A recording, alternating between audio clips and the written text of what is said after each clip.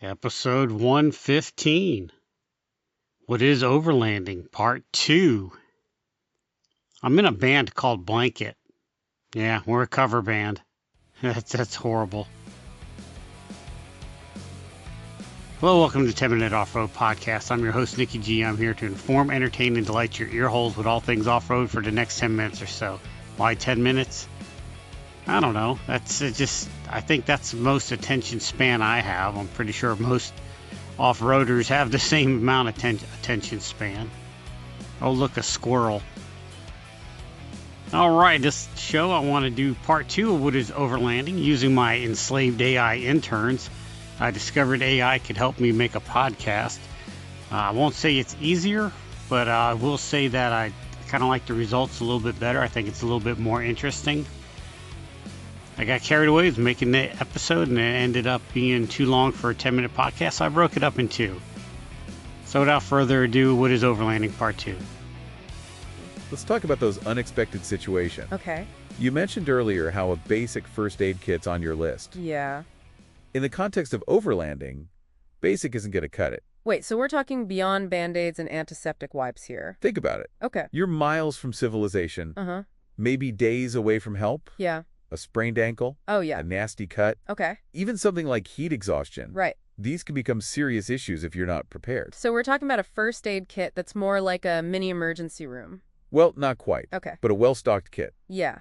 and some basic first aid knowledge are crucial. I see. Learning how to split a limb, treat burns, or even manage more serious injuries could be the difference between a minor setback and a major problem. That's making me realize that overlanding isn't just about having the right gear. Right. It's about having the right knowledge, too. Exactly. It's that combination of preparation, skills, and the right mindset Yeah. that sets overlanding apart. Okay. And speaking of knowledge, let's talk about communication. Okay. You mentioned those GPS dead zones earlier. Oh, yeah. Those could be pretty unsettling, Yeah. even on a regular road trip. Yeah, you really take cell service for granted until you don't have it anymore. Right. In the middle of nowhere, it's a different story altogether. Totally. Imagine needing help and not being able to call for it. That's scary. So for overlanders, Yeah. having a reliable backup communication system is non-negotiable. Okay. Think satellite phones, two-way radios, even emergency beacons.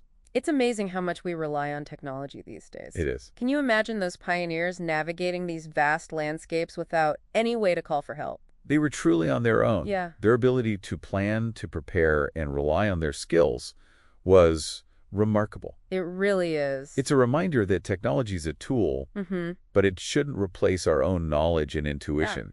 Yeah. Okay. Communication check. All right. Now, as much as I love the idea of roughing it, Yeah, a little bit of comfort goes a long way. it does. What about lighting? I'm guessing like a headlamp is pretty essential for Yeah. those like late night bathroom breaks. A headlamp is a must-have for sure. Okay. But think beyond just personal lighting. Okay. Cooking, even just moving around after dark. Right. All of these become a lot more challenging without proper lighting. It's funny how something as simple as light can Yeah. make such a big difference. Light is essential for safety and for comfort. Okay. Imagine trying to fix a flat tire in the pitch black, Oh, yeah. or tending to an injury without being able to see clearly. Yeah. A good lantern, Yeah. some extra flashlights. These are essential additions to your overlanding kit. Okay, noted. Good? Now, this might sound obvious, Yeah. but what about fire? Okay. It just seems like such a quintessential part of like the outdoor experience. Yeah. And I bet those pioneers had that down on an art form. Fire is more than just a source of warmth and a way to cook. Mm-hmm. It's a psychological comfort, Yeah, a symbol of safety and self-sufficiency. right.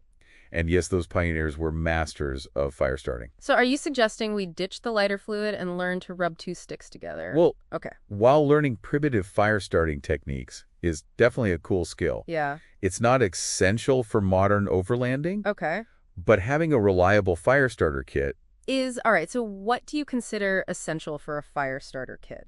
think redundancy, waterproof matches, a lighter, Okay. and a backup like a magnesium fire starter. I see. Remember, conditions can be unpredictable. Right. What works in dry weather might not work in damp conditions. So it's about having multiple options and being prepared for anything. Exactly. It's amazing how overlanding keeps circling back to these like core values Yeah. of self-sufficiency and resourcefulness. Yeah. It's almost like a philosophy of life. I think you're onto something there. Yeah. Overlanding is about more than just the gear and the destinations. Mm-hmm.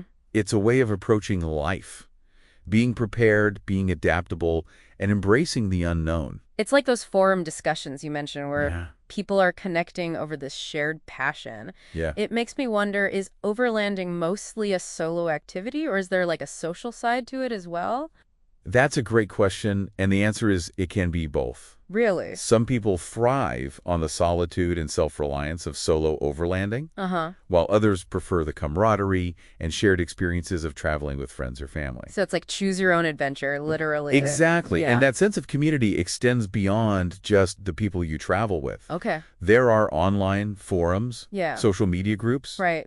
even organized overlanding events Oh, wow. where people connect, share tips, and swipe stories. So even though overlanding is about self-sufficiency, Mhm. there's still this sense of connection with others who share that passion. Absolutely. It's like those early pioneers Yeah. who relied on each other for support and guidance. Exactly. There's a certain sense of camaraderie among overlanders, Yeah. a willingness to help each other out, share knowledge, learn from each other's experiences. Right. It's one of the things that makes this community so special. Okay. I'm feeling inspired to hit the road. Good? But before I start packing my bags, Okay. is there like one key thing that differentiates overlanding from, say, a regular camping trip? Yep.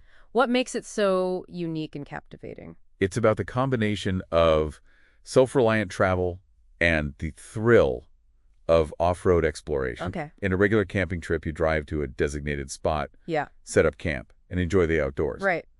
Overlanding is about the journey itself, Okay. traversing diverse terrains and venturing further off the beaten path. So it's like taking the adventure to a whole new level. Exactly. Pushing those boundaries further. It's about navigating challenging trails. Yeah. Relying on your skills and your vehicle to overcome obstacles and ultimately experiencing a level of freedom and self-sufficiency that's hard to find elsewhere. And with that, we've covered a lot of ground. We have. But I feel like there's still so much more to explore. You know, we've talked about the history, the gear, Yeah. even the overlanding mindset. Right. There's something about this whole thing that goes beyond just the practicalities. You know, it's Yeah. almost like a yearning for something more. I think that's at the heart of why overlanding resonates with so many people. It taps into this primal desire for exploration, Yeah. for connection with nature, for testing our own limits. It's funny, we started by talking about those Aussie pioneers, you know, Right. driven by necessity. Yeah. And here we are, Right. you know, in a world of comfort and convenience. Yet that pull towards the unknown is still there. And maybe it's even stronger because of that contrast. Yeah. We're so plugged in, so scheduled, Right. so bombarded with information. Totally.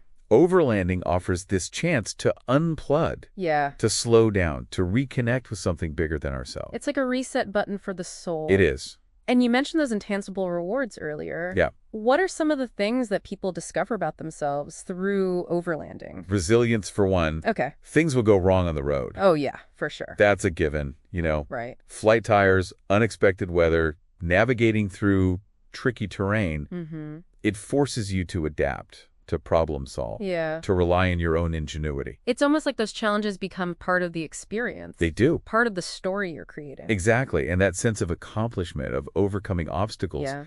it's incredibly empowering. It Right. builds confidence, Uh-huh. not just in your overlanding skills, Yeah. but in your ability to handle whatever life throws at you. So it's not just about conquering trails, it's about conquering like your own perceived limitations. Precisely. Well, I like that. And then there's that sense of wonder, Yeah. of awe. Yeah. When you're out there under this vast open sky, surrounded by nature's raw beauty, Yeah. it shifts your perspective. Mm-hmm. It reminds you of the incredible diversity and power of the natural world. It makes you realize how small we are in the grand scheme of things, but yet somehow connected to it all. And there's a profound sense of peace that comes with that realization. Yeah. It's a chance to disconnect from the noise of everyday life, Right. to quiet the mind, Yeah. to simply be present in the moment. You know, you mentioned earlier that overlanding can be a solo pursuit Yeah. or a group experience. I'm curious, what are like the unique aspects of each? So solo overlanding is all about self-reliance, Okay. about pushing your own personal boundaries. Mm-hmm.